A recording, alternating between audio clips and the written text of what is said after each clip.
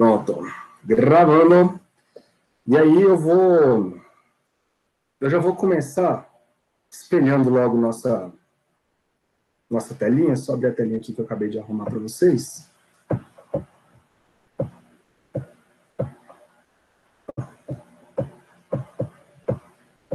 Pronto.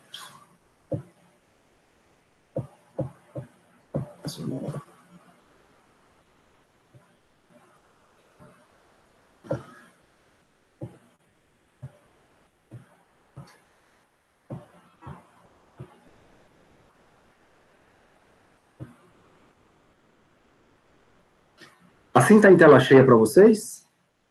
Ou não é do outro jeito? Nunca sei.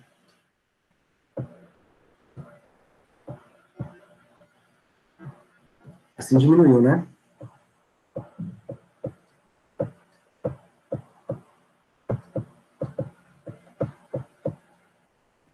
Como é que tá a tela para vocês aí? Tá a tela cheia ou tá a tela semi-cheia? Do quadro.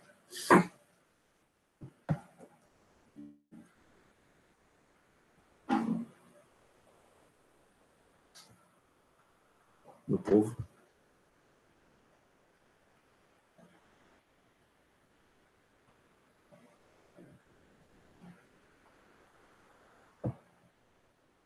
Vocês estão me ouvindo?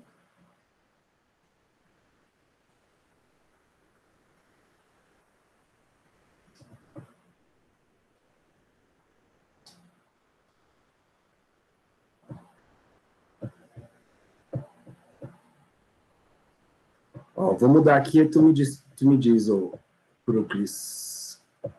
Ó, mudei. O que mudou aí para vocês? Ficou menor? Então, beleza.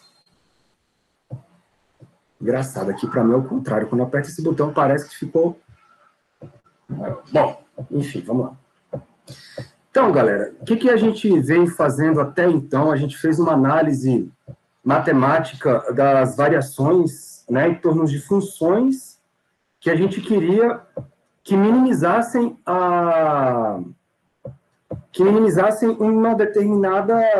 um determinado funcional, né? E aí a solução correta daquilo dava para a gente o nosso resultado. Hoje nós vamos ver onde que a física entra nessa história, que eu acho que é uma das coisas que vocês devem estar se perguntando aí. Então, vamos começar. Deixa eu afastar aqui. Vamos começar. Vou botar um títulozinho aqui, ó.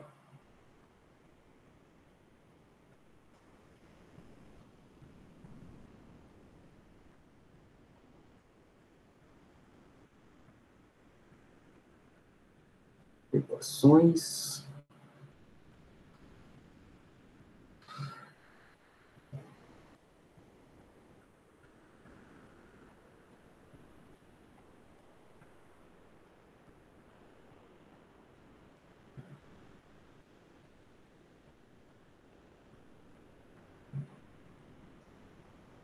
Oxi.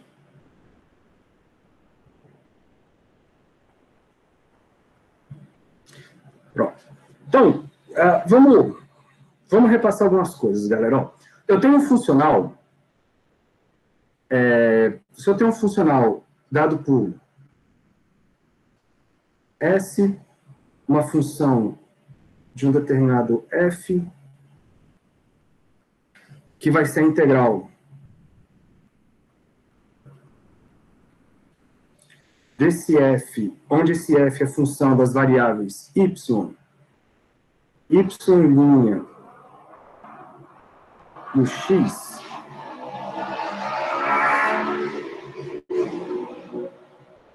a gente, de x1 até x2, né?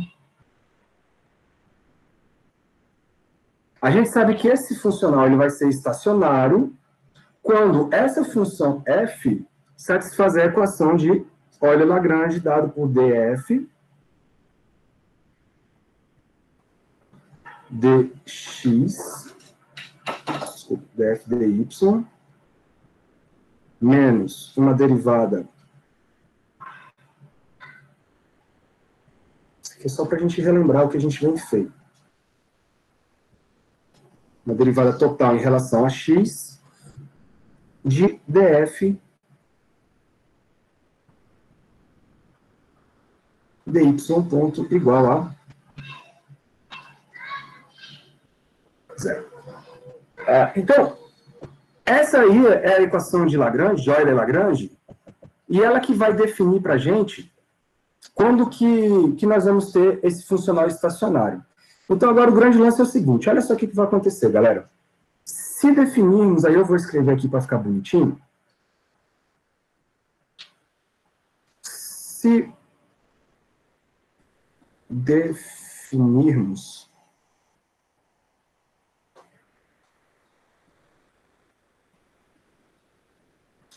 uma função, eu já vou colocar um L aqui,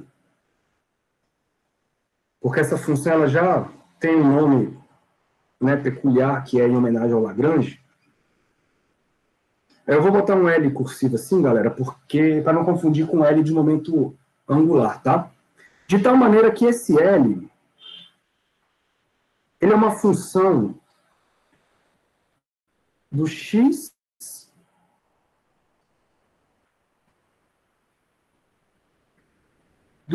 ponto e do t. Aí, claramente, esse x ponto é derivada do x em relação ao tempo. Percebam que essa função agora é uma função física, porque o x é uma posição, o x ponto é uma velocidade, e o t vai ser o que a gente vai chamar de tempo. Tá bom? Então, o nosso parâmetro livre agora aí é o tempo. E essa função, galera, eu vou definir ela como sendo a subtração entre a energia cinética e a energia potencial de um determinado sistema. Percebam que eu estou lidando, então, com um sistema conservativo.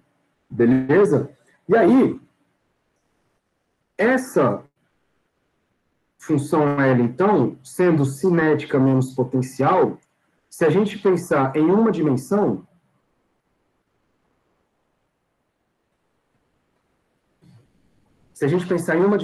quem é o K e quem é o U? Vou botar aqui, ó. Em uma dimensão, o K nada mais é do que mx ponto ao quadrado sobre 2. E o U ele é geral. Oh, meu Deus. O U ele é uma função que depende só de x.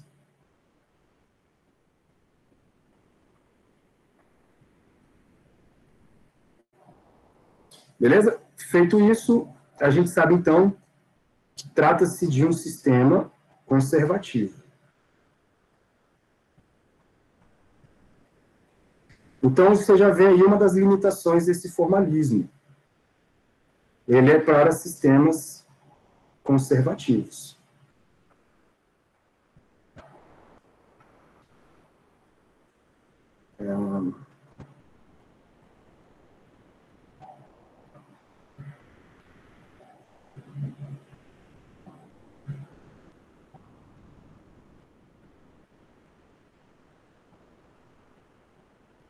Sistema conservativo. Muito bem. Se a gente colocar esse L lá no nosso funcional, galera, eu vou ter o seguinte. Eu vou ter que o funcional S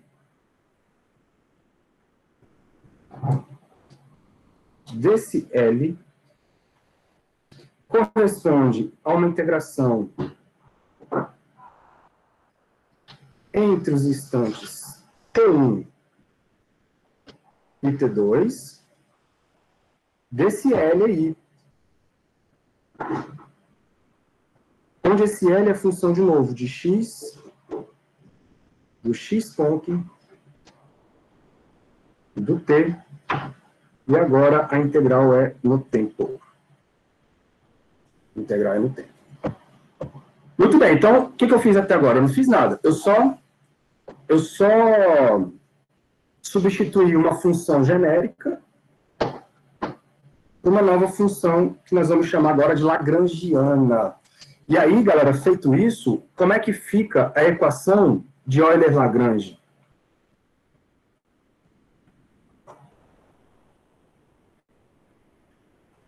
Equação de Euler-Lagrange. Ela vai ser dada agora por... Vou trocar de cor, porque esse cara é importante. Vai ser dada por dl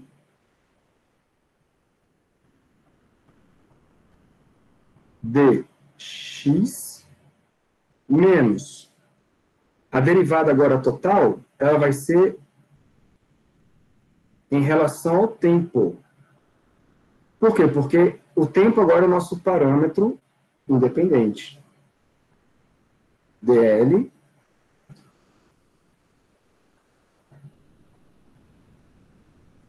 dx ponto igual a zero. Então, essa expressão aí é o que a gente vai chamar daqui para frente de equação de Euler-Lagrange. Desculpa, equação apenas de Lagrange, tá? Ela vai ser a nossa equação de Lagrange. Quando você usa essa equação para um f qualquer, as pessoas chamam de equação de Euler-Lagrange. Mas na hora que você usa para esse L específico, aí a galera chama apenas de equação de Lagrange. Bom, o que eu vou fazer? Vocês vão ver qual a funcionalidade dela, porque se eu substituir o L que eu defini lá atrás, aqui dentro, vocês vão encontrar isso aqui, ó. D dx de K menos U menos D dt de D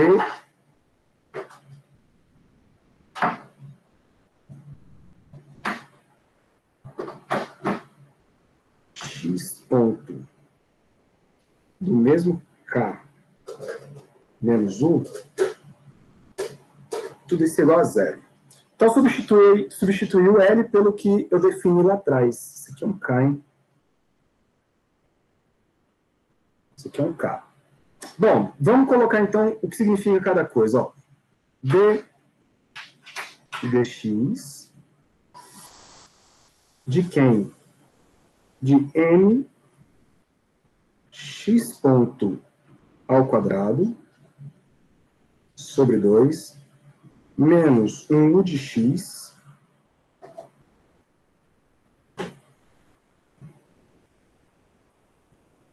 menos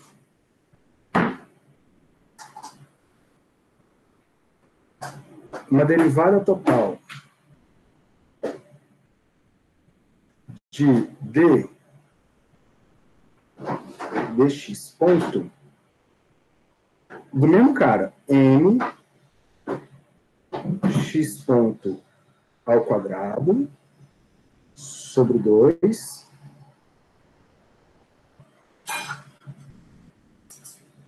menos, vou tirar esse menos daqui, vou jogar para cá, menos 1 de x, e tudo isso é igual a zero. Bom, aí vamos derivar, ó. A derivada em relação a x, galera, da energia cinética, como é uma derivada parcial, não dá nada, né? Porque a gente só depende explicitamente de x ponto. Então, quando essa derivada atuar ali, vai ficar menos, qual é o sinal de menos, d dx do u de x. Beleza? Então, essa aqui é a nossa primeira parte aqui do parênteses. Menos uma derivada total. Uma derivada total de quem? Aí, ó, agora uma derivada em relação ao x ponto. O único que depende do x ponto agora é energia cinética, cai o 2, e aí ficamos com mx ponto, tudo isso igual a zero. Todo mundo entendeu o que aconteceu, né? O que eu vou fazer, galera? Eu vou jogar para o lado direito um deles. E aí vai ficar assim, ó. Quando você jogar para o lado direito um deles, eu posso escrever que menos a derivada em relação a x. Opa. do potencial 1,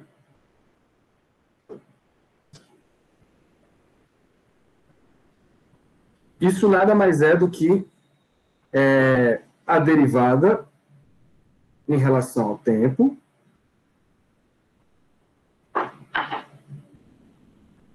de mx ponto. Mx ponto. Agora, bora pensar o que está acontecendo aqui. O que é, olha só, hein, velho, o que é a derivada parcial em relação a uma das posições do meu potencial? Isso vocês conhecem quem é. Vocês sabem que isso aí a gente costuma chamar de força. E já com um sinalzinho de menos lá, ó. E do lado direito? É a derivada em relação ao tempo de uma coisa chamada massa vezes velocidade. Isso, então, é a derivada em relação ao tempo do momento linear. Só ficou feio, né? Oxente.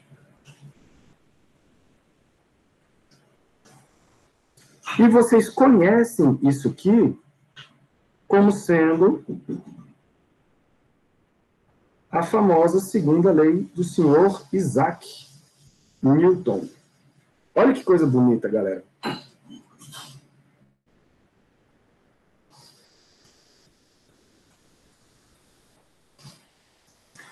Olha que coisa bonita. Então, quando você... Vou até escrever aqui, ó. Isso aqui é a segunda...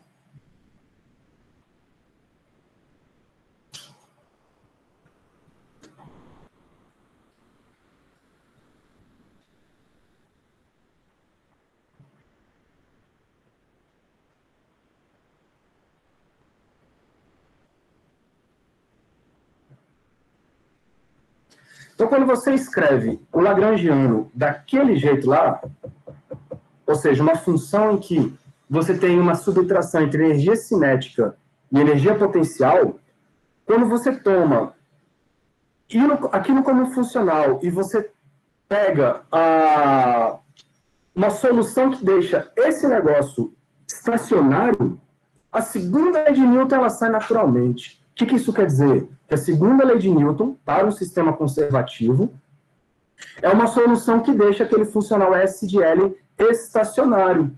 E aí isso ficou tão importante que nós vamos dar nomes a algumas coisas. Então, essa função aqui, ó. Cara, tá tão quente que minha mão tá suando. Essa função aqui que a gente vai chamar de L.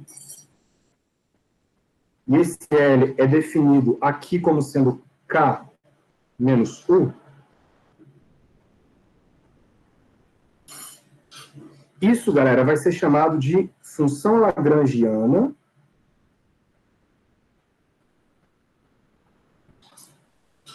ou simplesmente lagrangiano. Ou lagrangiana, tá? Tanto faz. Lagrangiana.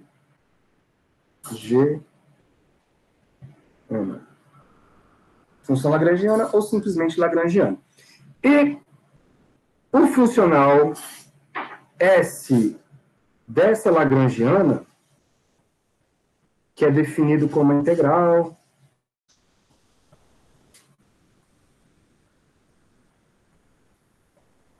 de T1 até T2, desse L dt,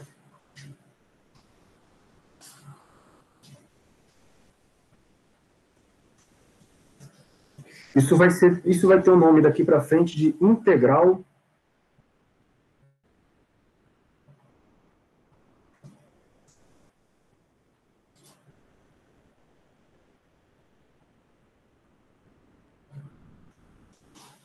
de ação.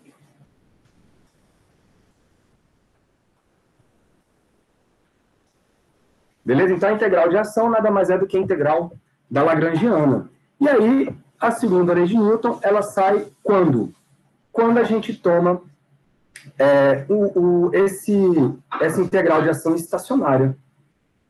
Chique, né?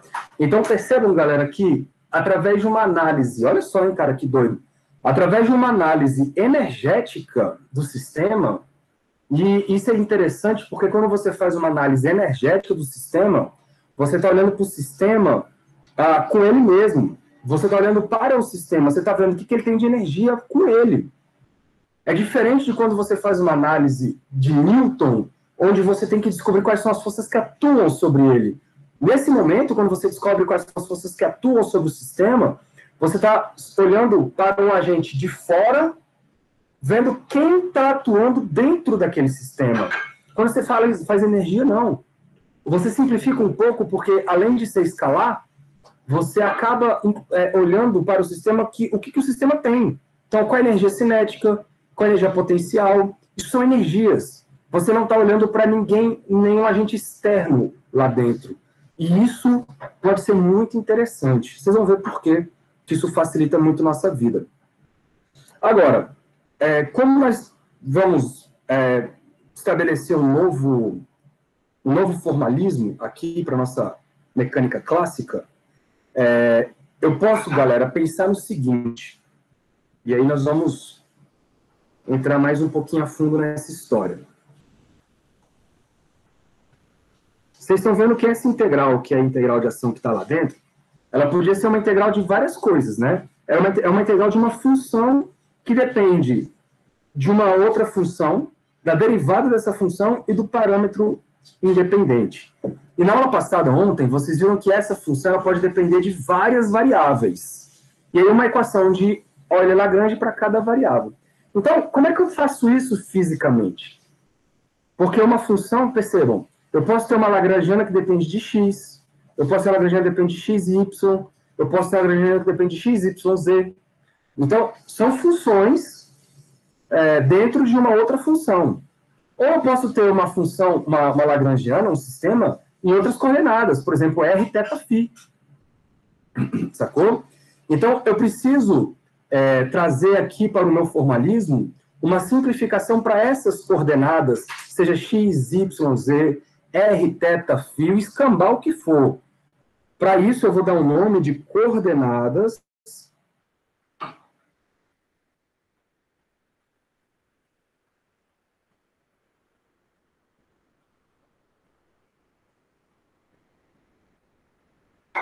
generalizadas. Nós vamos generalizar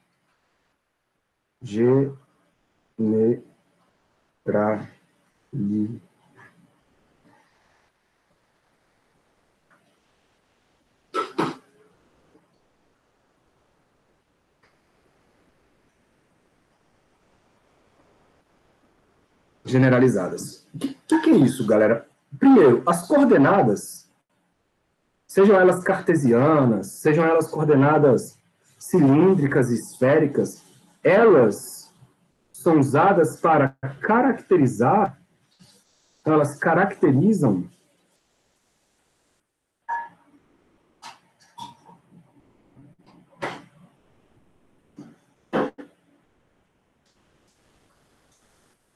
a configuração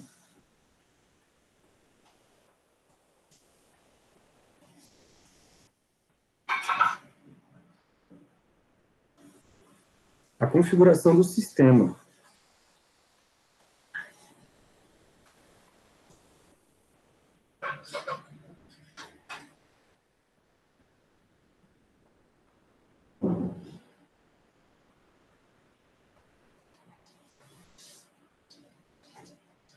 Beleza? Então, ao invés de escrever x, y, z, r, θ, φ, eu vou fazer o seguinte, ó, eu vou escrever uma coordenada QI. Essa QI, ela pode ser escrita como sendo um Q1, um Q2, e assim por diante. Tudo bem? Dependendo da quantidade de graus de liberdade que tem o seu sistema.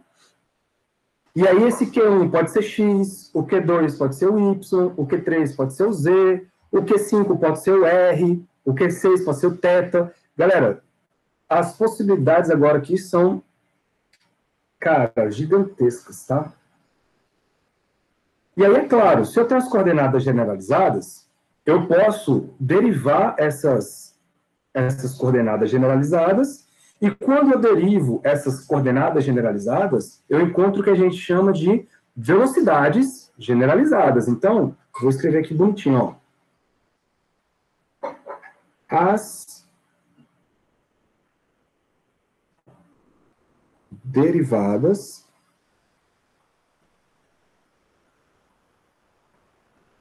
temporais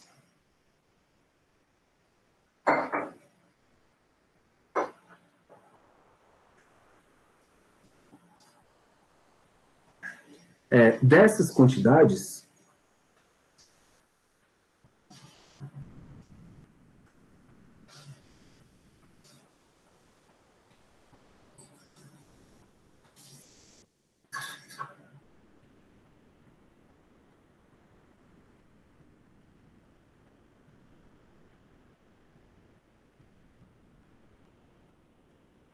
são chamadas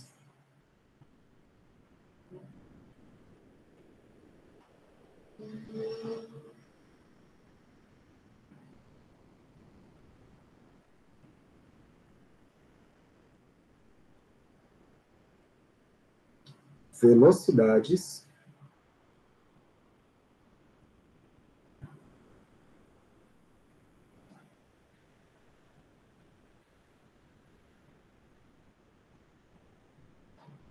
deixa aqui no cor, né? Velocidades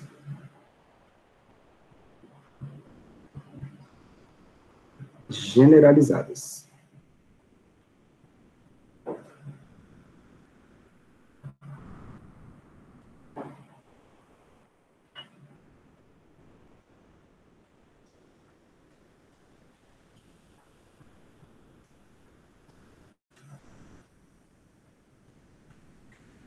O que é isso? É eu pegar o QI e derivar o QI em relação ao tempo, então vai ter um QI ponto.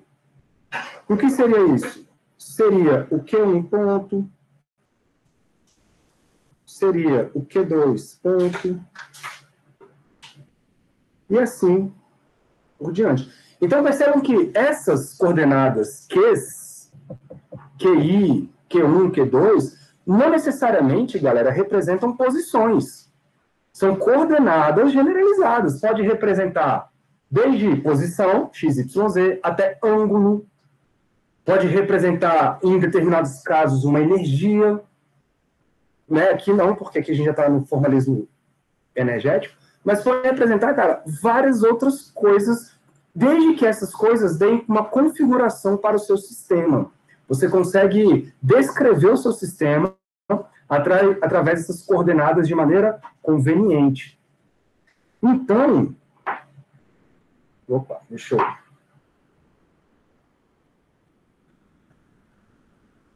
Então, reescrevendo essas variáveis, ó, vou botar assim, assim,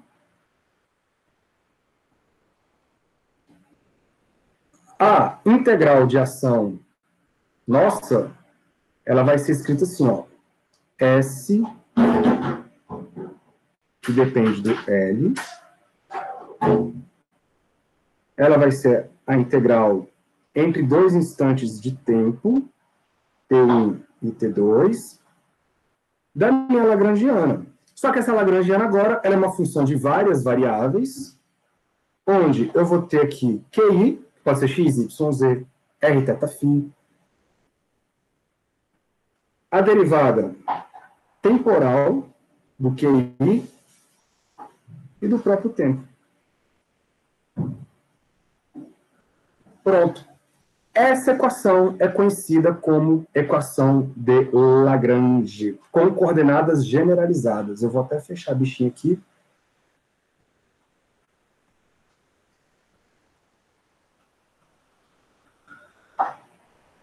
Oxi.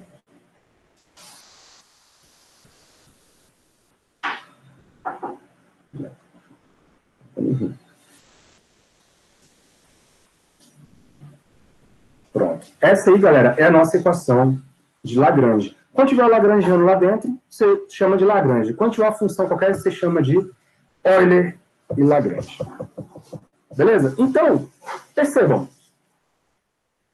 A solução que deixa esse troço estacionário é a segunda lei de Newton. E a segunda lei de Newton é um caminho em que justifica a lei da ação e reação. É um caminho que justifica, galera, a causa e efeito do sistema. Né? Você aplica uma causa e você logo tem um efeito. Vendo isso, as pessoas já foram estudando e já foram percebendo nuances do que significa tudo isso mesmo. Até que um carinha chamado Hamilton, ele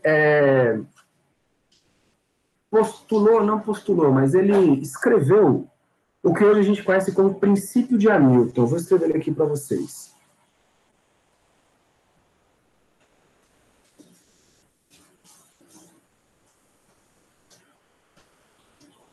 Princípio de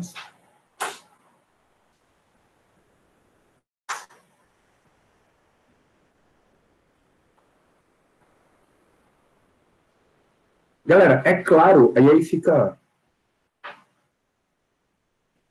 a ideia de que tudo isso que eu estou falando agora parece que foi feito tudo muito rápido, né? Mas não, isso aqui foram anos e anos, as pessoas estudando, as pessoas tentando entender como funcionava, fazendo testes, cara, e sempre olhando para o mundo experimental. Porque vocês sabem que sem isso a física não anda, né?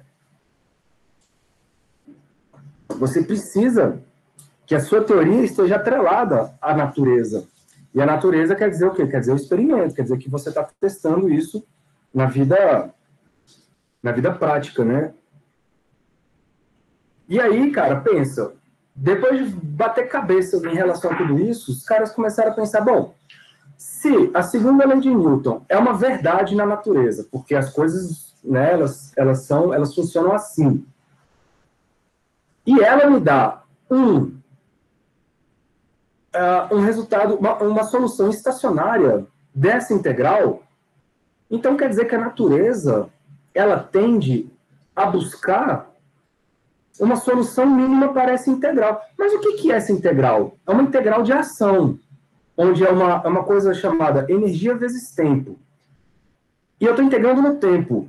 Então, galera, se a natureza faz isso, é porque então um sistema ele deve sempre seguir algum tipo de caminho entre dois pontos, de maneira que minimize aquela integral de ação. Então, percebam, não é minimizar a distância, não é minimizar o tempo, é minimizar a ação. Então, esse é o princípio de Hamilton. O Hamilton vai escrever o seguinte: dado um intervalo de tempo específico, de T1 a T2, aí você estabelece esse intervalo de tempo, o meu sistema, seja qualquer sistema que for, ele vai seguir um percurso entre esses dois instantes de tempo, um caminho entre esses dois instantes de tempo, escolhido de tal maneira que esse caminho minimize a integral de ação.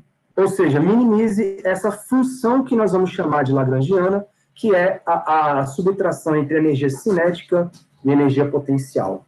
Então, eu vou enunciar ele aqui para nós. Para vocês terem ele escrito assim mais resumidinho. Em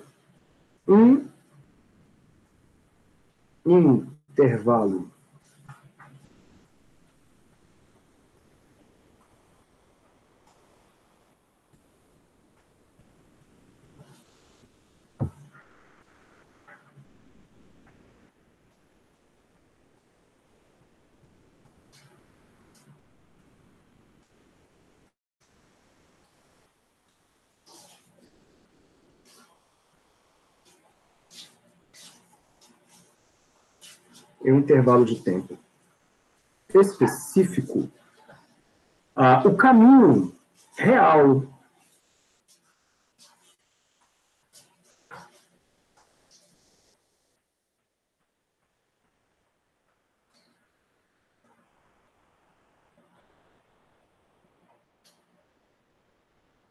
o caminho real que um sistema vai acabar seguindo, né, que um sistema segue,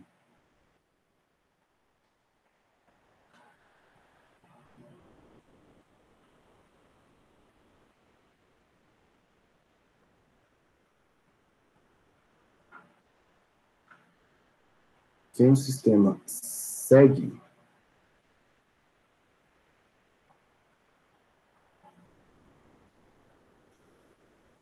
entre dois pontos, né, claro.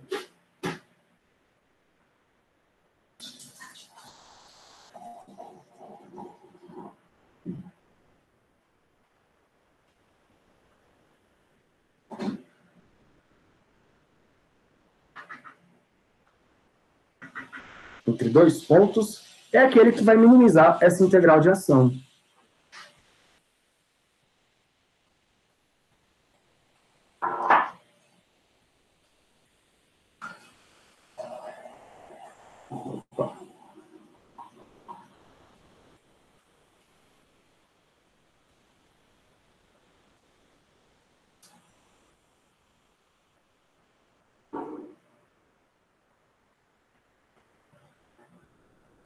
Então, é aquele que minimiza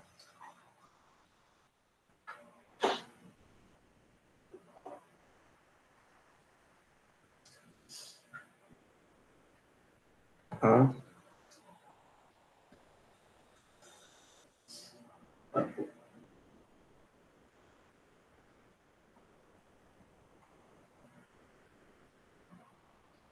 integral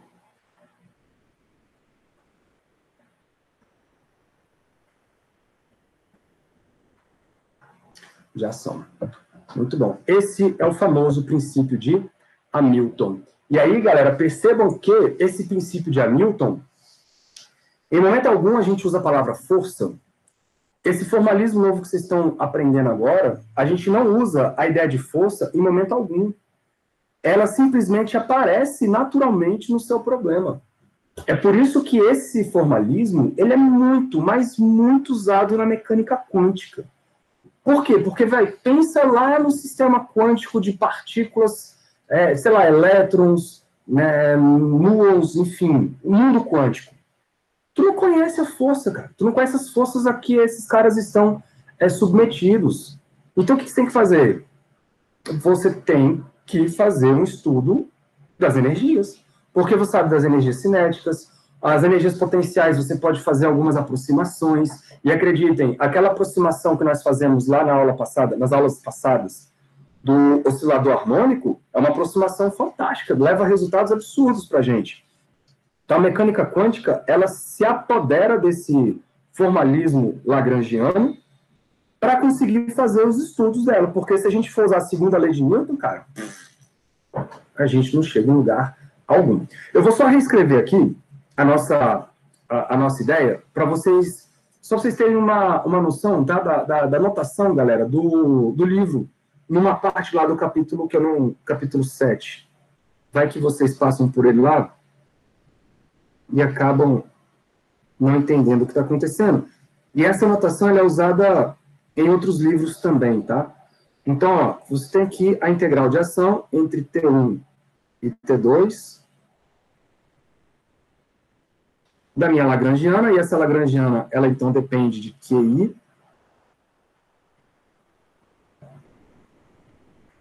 do QI ponto e do tempo, integrando no tempo.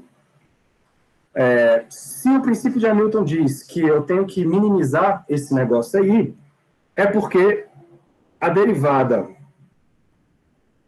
né, aqui eu vou dar uns pulos que você já conhece, a derivada em relação àquele parâmetro alfa, tomado quando esse alfa é zero, isso vai dar a derivada dessa integral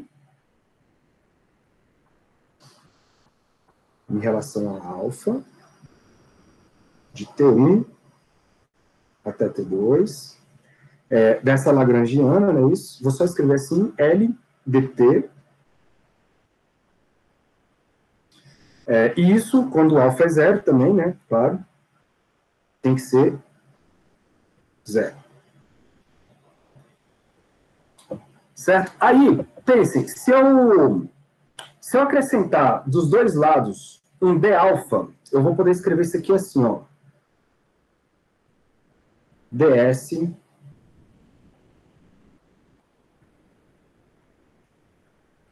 d-alfa, quando o alfa é zero. Aí eu vou colocar aqui um d-alfa. Isso aqui é só para justificar a notação que o livro de vocês usa, tá? A derivada em relação ao próprio parâmetro alfa, aí essa integral vai de T1 até T2,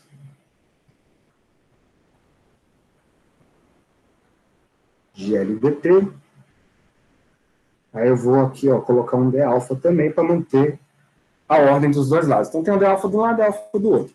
Essa quantidade, galera, aqui, tá do lado esquerdo, a gente pode, daqui para frente, chamar ela de delta S, assim, ó, o delta minúsculo, tá? Então, posso chamar isso aqui de delta S. Isso vai ser igual a um delta, essa é a notação delta, tá? Um delta da integral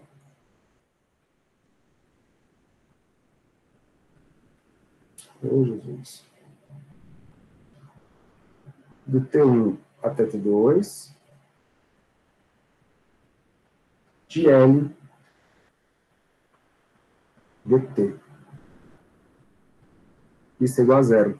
Então, quem vai ser essa notação que vocês vão encontrar em alguns livros de delta S? Ela nada mais é do que a derivada de S em relação d alfa, tá bom? Então, se aparecer essa notação delta, não se preocupem. É só isso que ele quer dizer. Bom, e aí vamos ao que interessa, né? Vamos aplicar isso aí e escrever as equações de Lagrange. Eu vou escrever do lado de lá, porque eu quero aproveitar um pouco desse espaço para baixo. Então, já vou escrever assim, ó. Para que isso dê zero, as equações de Lagrange, vocês já estão carequinhas de saber. Isso é dl. Então, agora com a nova notação é d... Opa. dq sem ponto, menos ddt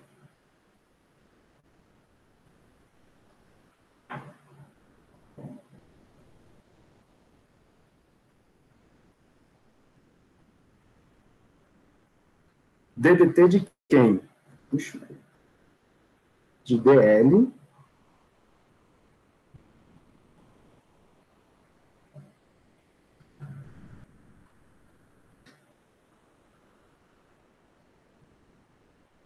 de QI ponto igual a zero.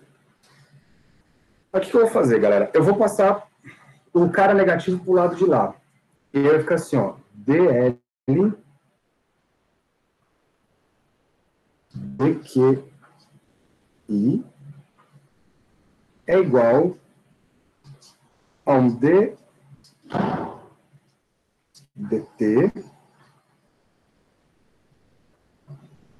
de DL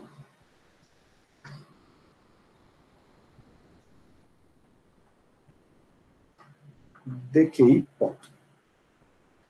Por que eu estou fazendo isso? Porque daqui vocês começam a enxergar algumas coisas que vocês já têm algum paralelo, né? Primeiro, o que seria uma derivada de alguma coisa? O L, pensem, o L tem unidades de energia, porque a energia cinética menos potencial. O que seria uma derivada de uma coisa com unidade de energia em relação a uma coordenada? Aí vocês viram que a menos de um sinal, né, isso é uma força. Então, o lado esquerdo, galera, ele está relacionado a uma força generalizada.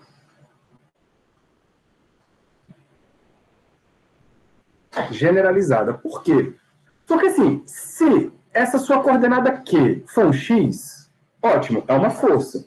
Mas se essa coordenada Q for um θ, isso não é uma força. Mas você está generalizando as coordenadas, então nós vamos chamar de força generalizada. Porque você vai ver que quando essa coordenada Q for um θ, um ângulo, isso vai dar um torque. Olha que doideira. Mas, como isso obedece a segunda lei de Newton, a gente chama o lado esquerdo de força generalizada e, para acompanhar a simetria do problema, eu vou chamar o lado direito de taxa de variação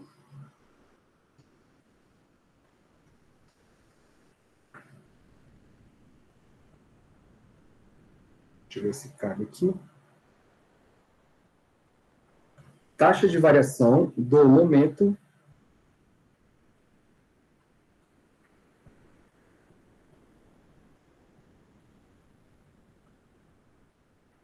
generalizado.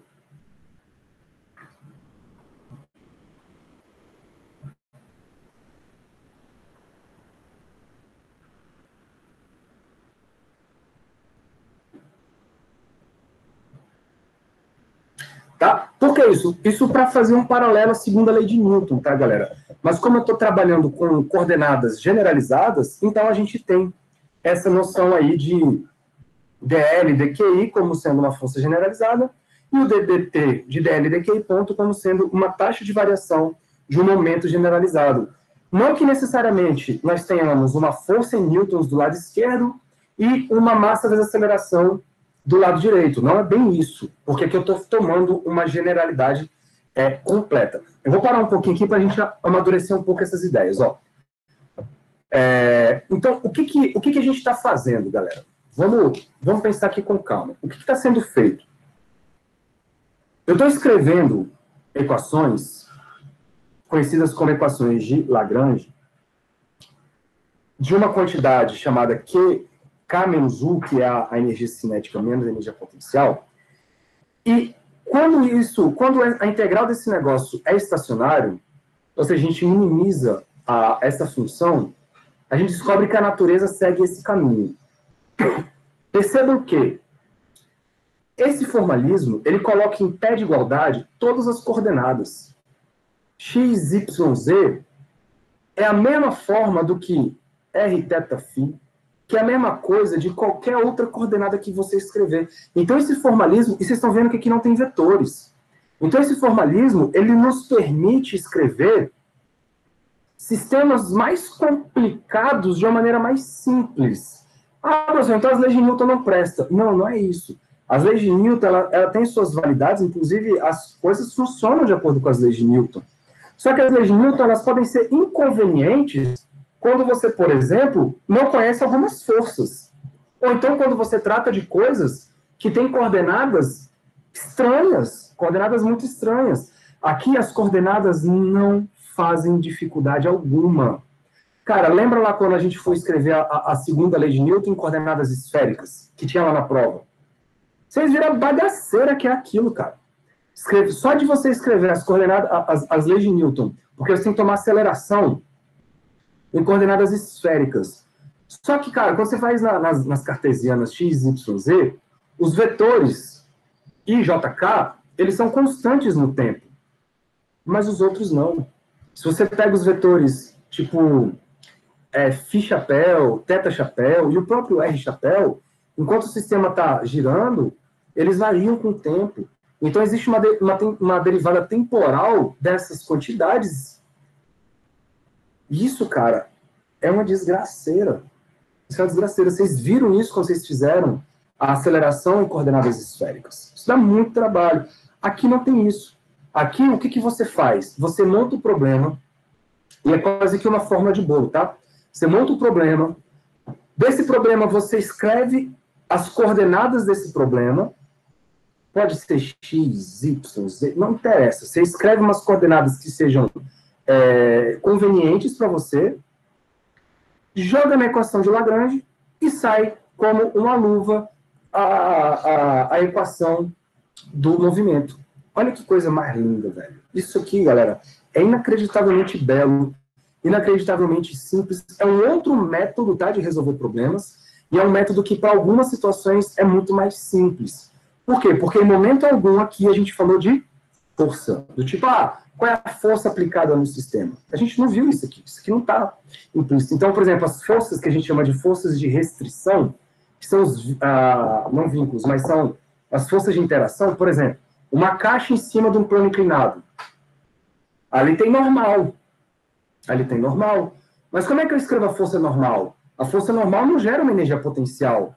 Então, a força normal ela não entra nessa análise. Então, imagina, velho, você tem uma situação em que as forças desconhecidas, elas não entram na sua análise, e mesmo assim você consegue retirar muita informação do seu sistema. Isso aqui, galera, é uma catarse em termos de métodos para resolver problemas. É uma outra forma de olhar um problema físico. Eu vou fazer um exemplo. Até aqui, algum problema, alguma dúvida? Vocês querem falar alguma coisa? Tá tranquilo?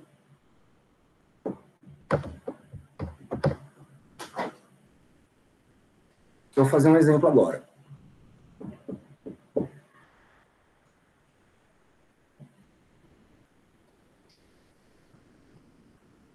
Tá ok? Estão entendendo o que está acontecendo?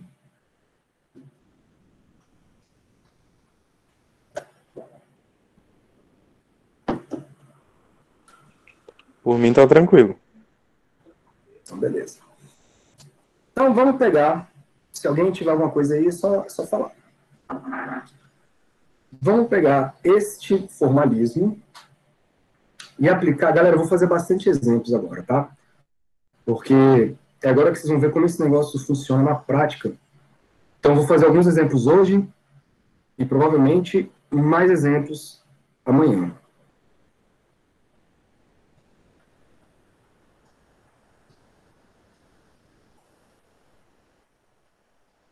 Então, vamos tomar como primeiro exemplo o bonitão do pêndulo.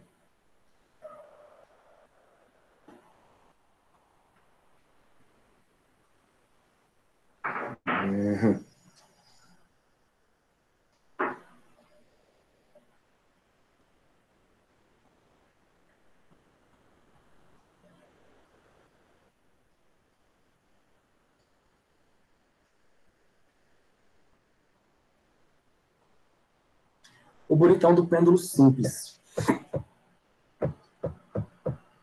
Todo mundo já conhece a equação do pêndulo simples, né? Mas vamos montar ele aqui. Eu vou ter dois eixos. Vou botar os eixos cartesianos. Conveniência, tá, galera? Escrevam as coisas olhando para os eixos cartesianos. Por quê? Porque eles são simples e são fáceis de mexer.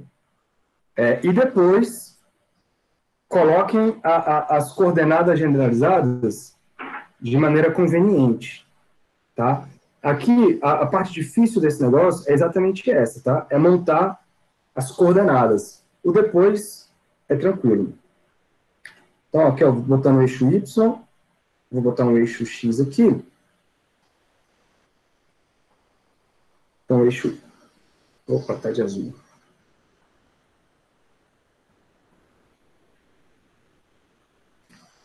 Eixo X. E aí eu vou colocar aqui o nosso pêndulo de cor verde. Vou diminuir aqui o tamanho dele.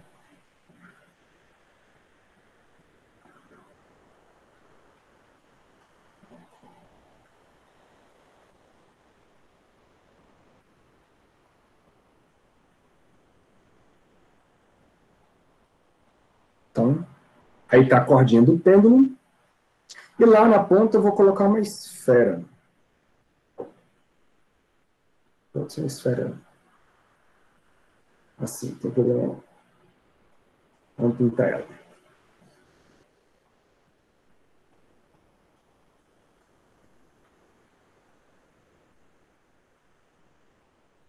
Então tá aí. Esse é o nosso pêndulo. Aqui nós temos um ângulo. Opa. Deixa eu melhorar isso.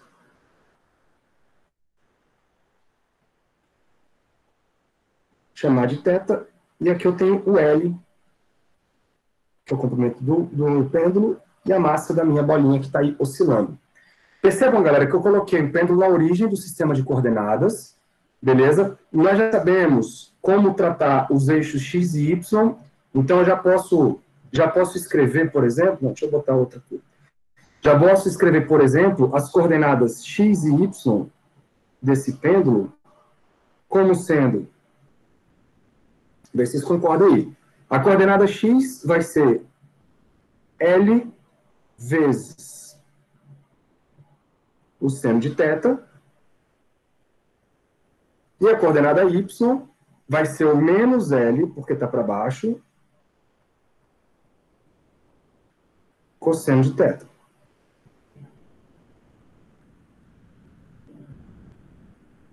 Todo mundo de acordo, né? Então, essas são as minhas duas coordenadas. Quem são as derivadas disso? Por quê? Porque eu preciso da energia cinética. Se eu preciso da energia cinética, eu preciso do x ponto, e aí o x ponto vai ser, o L é constante, né? A derivada do cosseno, que o cosseno varia com o tempo, o ângulo varia com o tempo, então vai ser L. Pela regra da cadeia vai aparecer um dθ dt, né? E a derivada do cosseno, a derivada do seno é o cosseno. Mesma coisa para o nosso y. Quando eu derivar o cosseno, vai dar menos seno, então vai sumir o sinal de menos. Vai ficar L, θ ponto, seno de θ.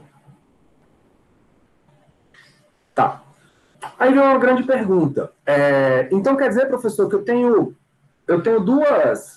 dois graus de liberdade? Eu tenho x e y como coordenada generalizada? Só essas duas?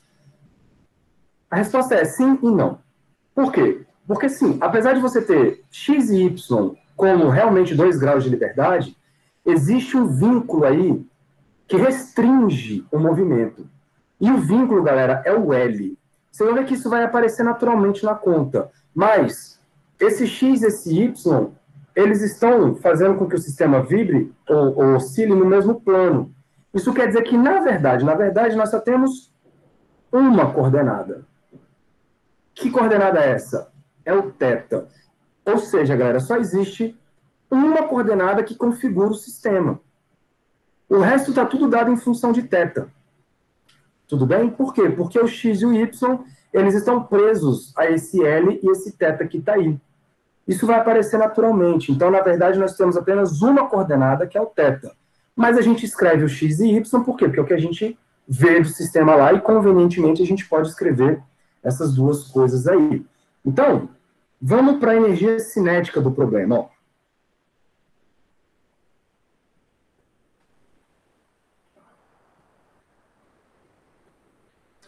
Vou fazer devagarzinho, que vocês vão acompanhando.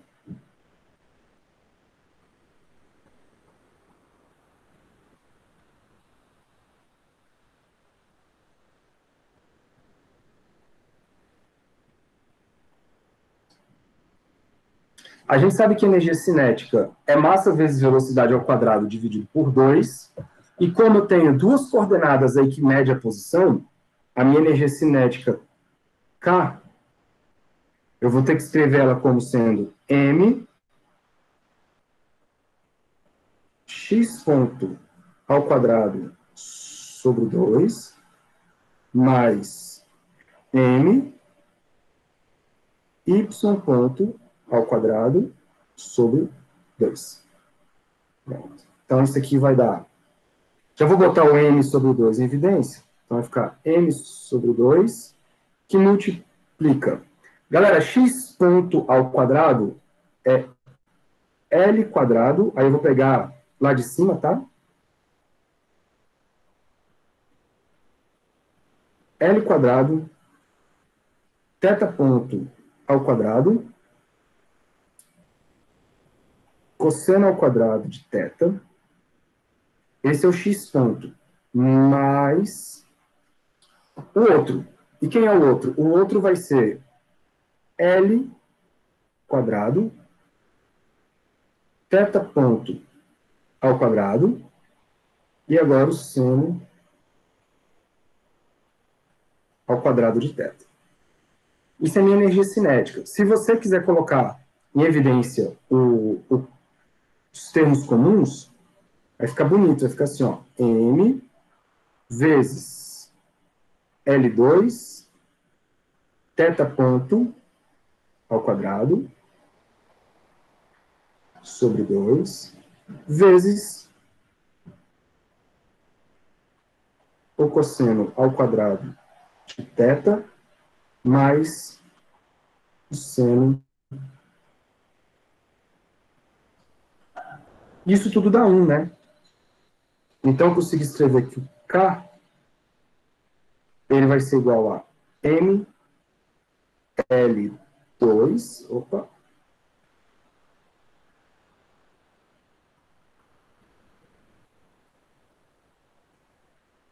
θ ponto 2, tudo sobre 2.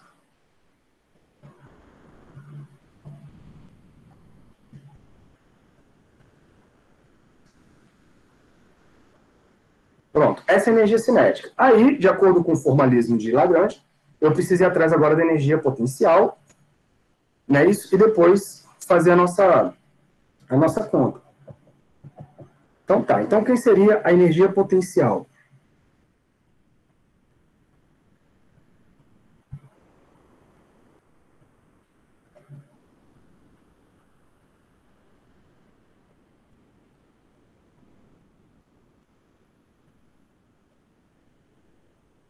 Vocês estão vendo que em momento algum, galera, eu referi a palavra força. E isso é bom. E isso é muito bom. Porque eu não conheço atração, por exemplo. Atração é uma coisa que varia com o tempo. Então, U, energia potencial, vai ser mg vezes o y, né?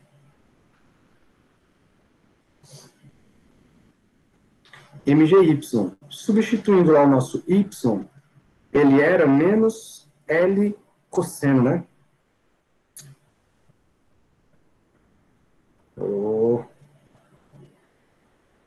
Então, menos mg L cosseno de θ. Esse é o U, que vai entrar lá na Lagrangiana. Então, já estamos prontos para escrever a Lagrangiana. Então, vou separar aqui, ó, Lagrangiana.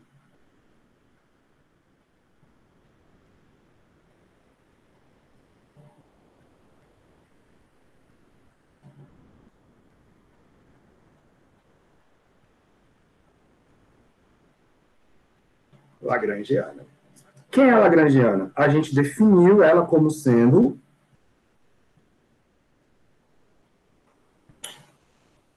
K menos U. Então, o nosso K, ele foi aquele M L quadrado, θ ponto quadrado sobre 2, menos a energia potencial, como tem um menos, vira mais, mg L cosseno. Certo, galera?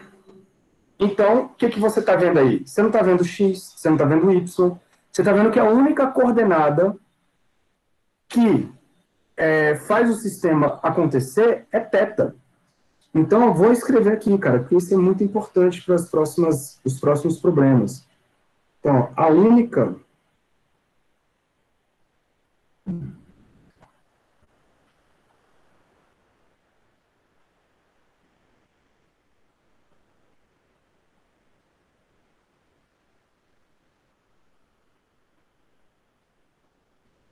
coordenada generalizada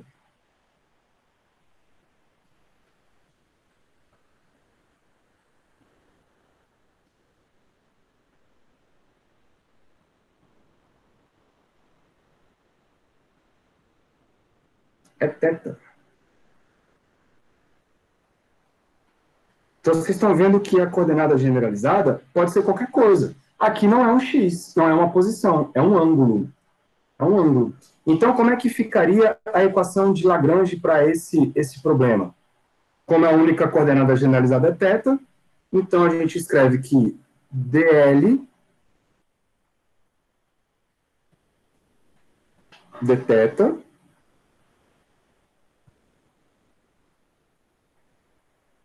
vai ser igual, eu já passei para o lado de lá, tá? dt de quem? De dl. Opa. Vou até apagar isso aqui. De θ ponto. Chique, né? Então vamos lá.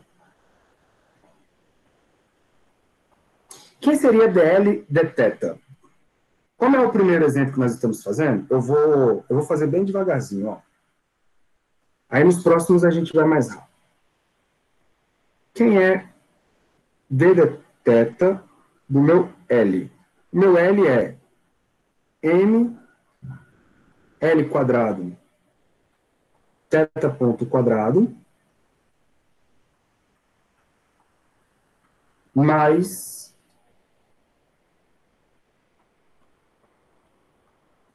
m GL vezes o cosseno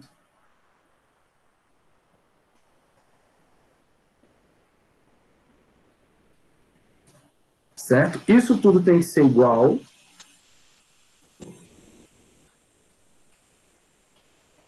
não tem espaço, vou botar aqui, ó. Isso tudo tem que ser igual a quem? Ao outro lado, é a derivada ddt de d dθ ponto da mesma coisa, mesma quantidade. M L ao quadrado θ ponto ao quadrado mais M GL vezes o cosseno de θ. Muito bem, então vamos derivar, galera. D dθ... Oi. Rapidão, tá faltando 2, não? Aí no do M? Tá. Obrigado. Se tu não fala, passo direto.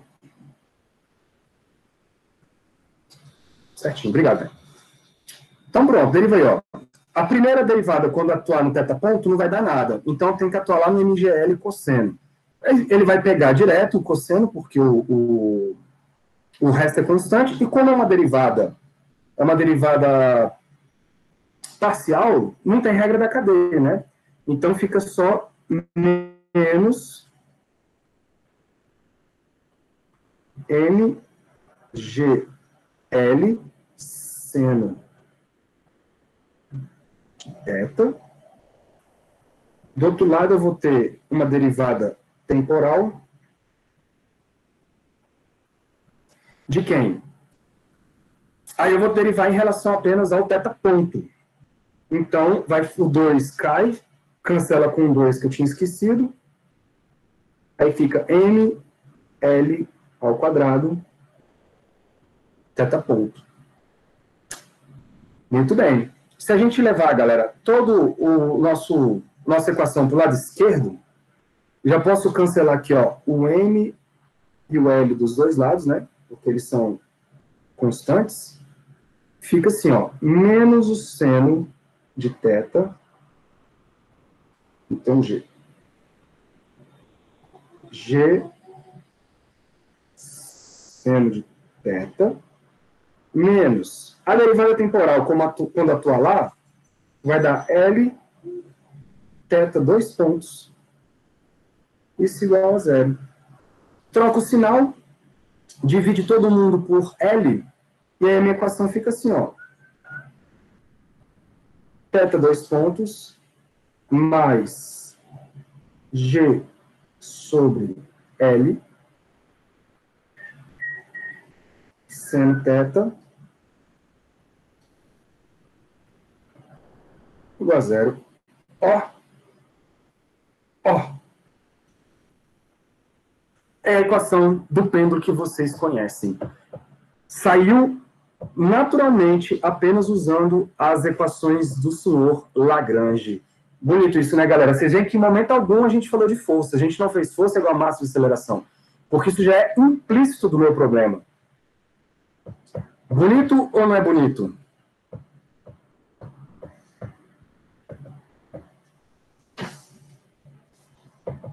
Ou vocês não acharam bonito?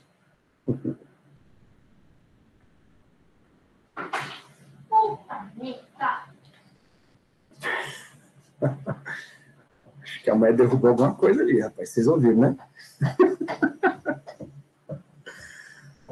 Genial, cara. E eu acho que isso aqui, infelizmente, não tem como ensinar no ensino médio por conta dessas derivadas todas. É uma coisa muito avançada. Mas tudo sai daqui. O que aconteceu? Na verdade, isso aqui foi uma síntese, um resumo das leis de Newton, só que escrita de uma outra maneira. E sem usar a ideia de força, cara. Isso é o mais legal, porque você não precisa usar vetores. Todas as outras coordenadas, elas estão naturalmente inseridas dentro do seu sistema, fazendo com que elas tornem aquele funcional estacionário. Eu vou montar o segundo problema, para vocês verem a beleza do negócio. E aí, eu vou deixar para vocês fazer em casa. Vamos ver até onde vocês chegam. Para amanhã a gente corrigir. Então, questão 2. Exemplo 2. Eu marquei o exemplo de cor azul? Foi.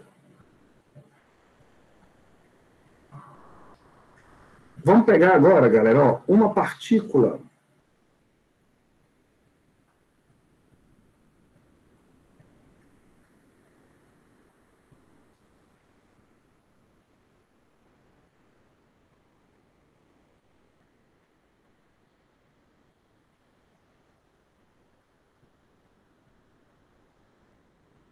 Partícula em 2 dimensões.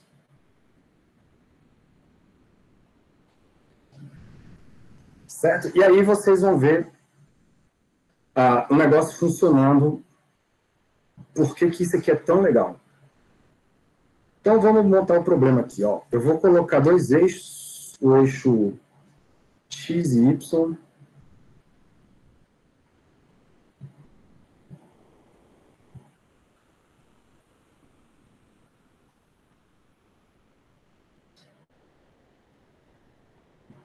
Cá.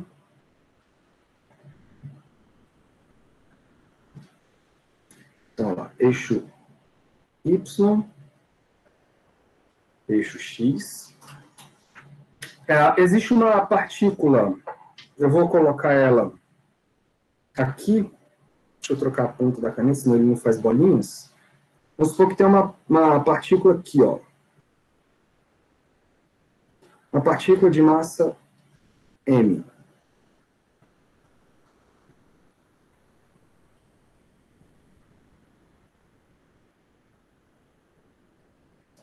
Partícula de massa M. Essa partícula de massa M, ela vai ter um vetor posição, que eu vou chamar de R. Vou botar de verdinho aqui, ó. Vou botar mais fininho. Esse aqui é o vetor posição. E, além disso, ela tem uma velocidade. Oh, caramba. Vou até aproveitar isso aqui. E ela tem uma velocidade. Essa velocidade, galera, vou botar de vermelho. Oh, caceta. Aqui não vai dar certo, não.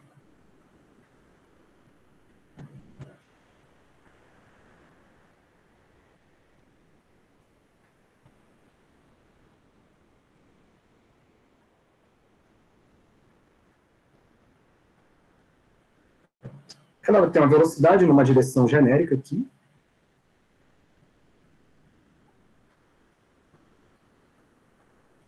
Direção qualquer.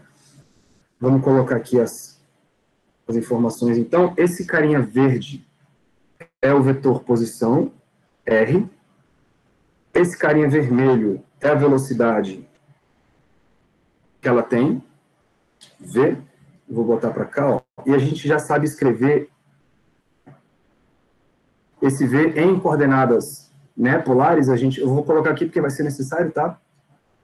É o R ponto vezes o R chapéu mais R Φ ponto Φ chapéu. Onde esse Φ, galera, é esse ângulo aqui, ó.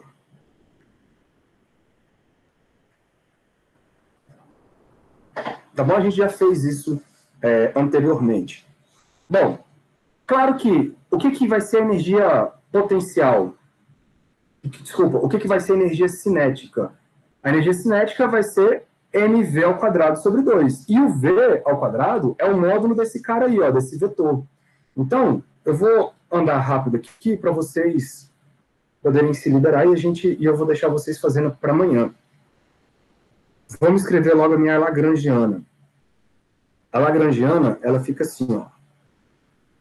Lembrem que ela é a energia cinética menos a energia potencial. Então, a energia cinética é m sobre 2 vezes o v ao quadrado. E quem é o v ao quadrado? É o r ponto ao quadrado mais r ao quadrado, ponto ao quadrado. Isso é a minha energia cinética. Menos quem? Menos 1 de R e φ. Que eu não sei quem é. Não tenho ideia de quem seja. Então, o que vocês vão fazer? Vocês estão vendo que agora nós temos quantas coordenadas generalizadas? Eu tenho uma coordenada generalizada R e outra φ. São as duas coordenadas que vão me dar o que a gente chama de graus de liberdade. Então, primeira coisa que vocês vão fazer, a equação da coordenada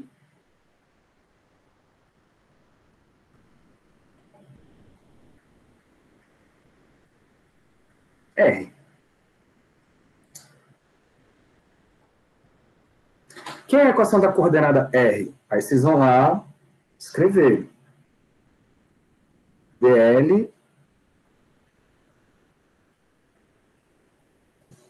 dr tem que ser igual a d dt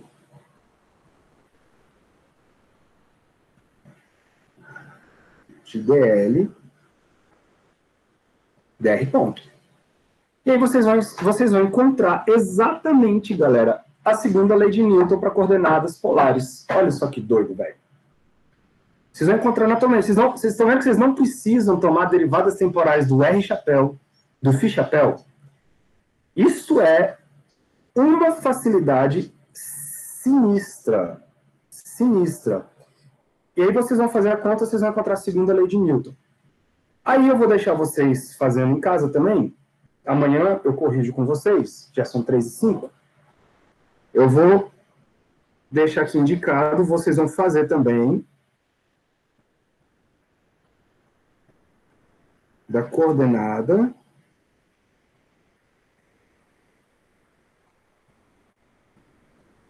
da coordenada φ. É outra coordenada generalizada. Generalizada por quê? Porque isso aqui não é coordenada de posição. É um ângulo. Mas isso define a configuração do meu problema. Então, é uma coordenada generalizada. Aí vocês vão escrever a equação também de Lagrange. E a equação de Lagrange é dl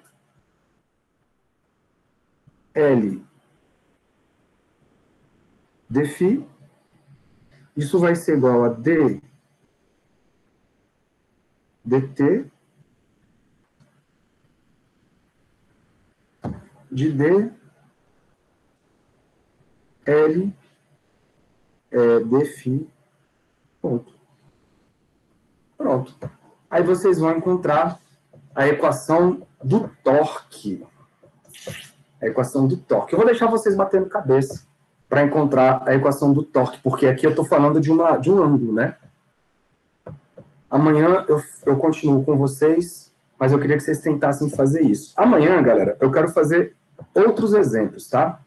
Eu quero fazer a máquina de Atwood, usando lagrangianos. Eu quero fazer um pêndulo simples acelerado. Amanhã nós temos muita coisa para fazer.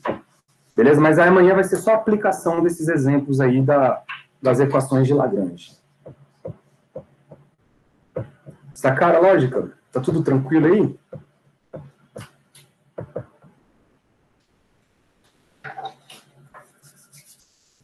Deixa eu parar apresentações. Vocês conseguiram vislumbrar o poder que é esse formalismo? O tanto que ele ajuda a gente? Claro, em alguns momentos as leis de Newton são muito mais convenientes. Principalmente quando for as coordenadas retangulares, né, bonitinhas. As leis de Newton são maravilhosas. Mas quando você vai para coordenadas mais estranhas, aí, cara, esse formalismo aqui, ele é o cara, porque ele vai te dar a resposta de um jeito mais rápido e mais simples. Então, percebam, é quase que uma receita de bolo, velho. Você tem ali seu sistema, o que você precisa? Você precisa escrever as coordenadas, você pode escrever x, y, z, do jeito que você tem lá, x, y, z, e em função de outras coordenadas lá do seu problema, depende da simetria e tal. Toma as derivadas para você saber que é um x ponto, y ponto, z ponto. Pronto. Faz energia cinética menos energia potencial, joga na equação de Lagrange e você tem as equações de movimento naturalmente, cara. Olha que coisa mais poderosa. Isso é muito bom. Eu vou deixar vocês fazendo esse negocinho aí, tá bom? E aí amanhã eu corrijo com vocês. Pode ser?